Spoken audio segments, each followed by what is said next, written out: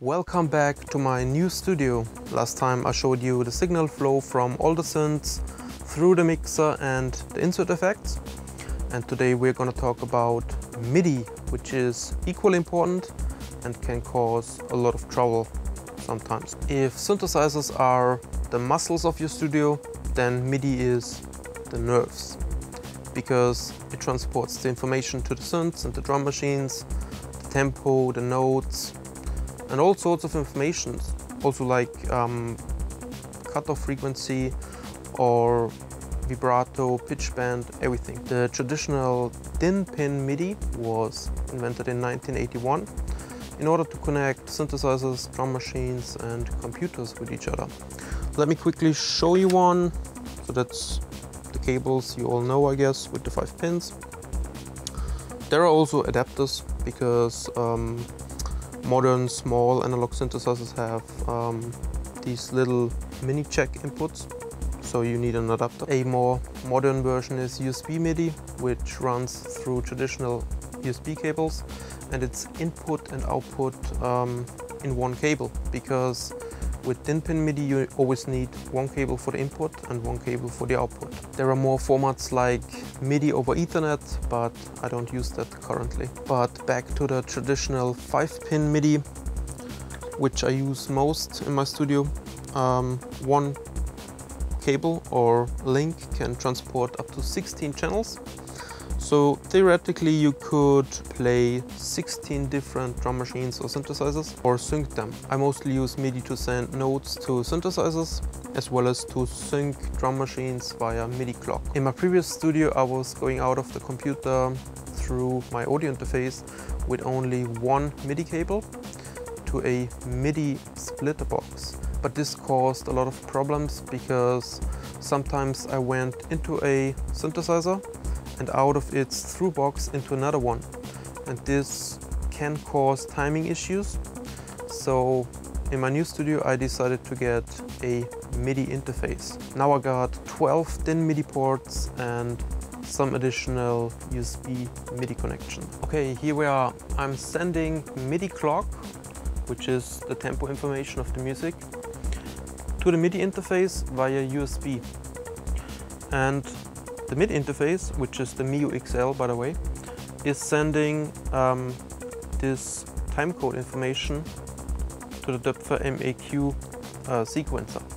So the sequencer knows how fast it should play or when to play the notes.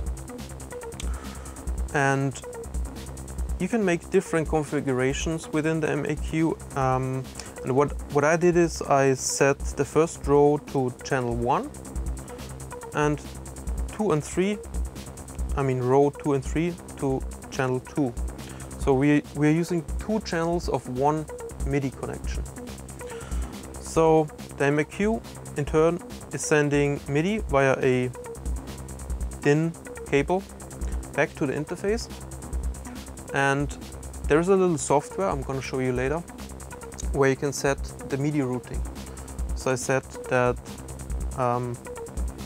the signal from the MAQ is routed to 2 of my synthesizers with only one cable, because one cable can hold more or 16 MIDI channels, and we're using channel 1 and 2 only.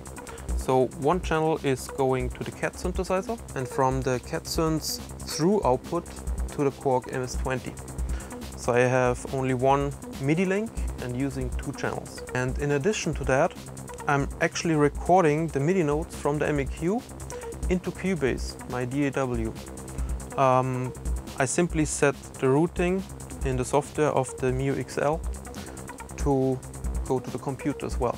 So that's the cool thing about that. You can route everything to everything and from everything. The beat in the background is coming from a 606 clone and is synced via a DIN MIDI cable as well. And in addition to that, I connected the Waldorf Streichfett, which is a nice string synth, via USB MIDI, and I'm gonna draw some notes in Cubase and send it to the synth.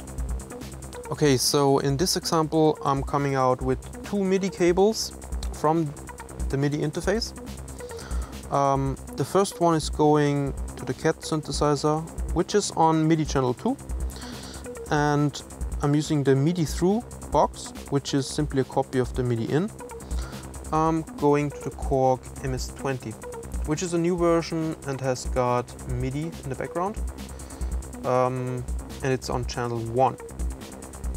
And the other MIDI cable is going to our drum machine, which is today the RD6, receiving MIDI clock, so it's all in sync.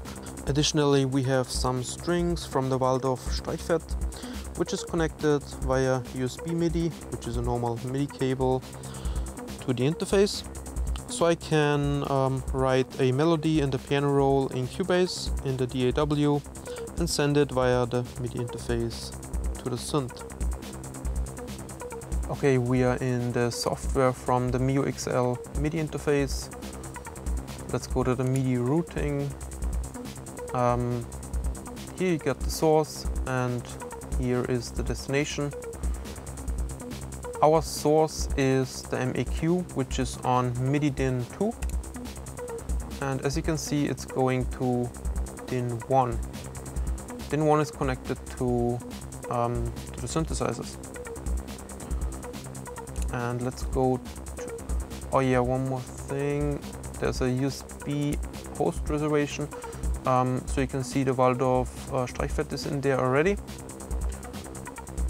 It's USB MIDI host 3 in this case. This way you can see it in the DAW as well. So what we can see here is the audio recording from the drum machine, the synthesizers, and I'm recording as well the MIDI from the MAQ, which is a really cool function. And the tempo in Cubase is set to 140 BPM, and I'm sending this through MIDI clock. So I go here in the MIDI clock settings, and as you can see, it's sending to MIDI DIN 2, which is the MAQ, as well as DIN 8, which is the drum machine. As you can see, I have programmed a MIDI melody in Cubase, which is sent to the MIDI interface, which in turn is forwarding it via USB MIDI to the Waldorf Streichfett synthesizer. I hope this was useful for your own MIDI setup, and if you have any questions, let me know in the comments. See you in the next video.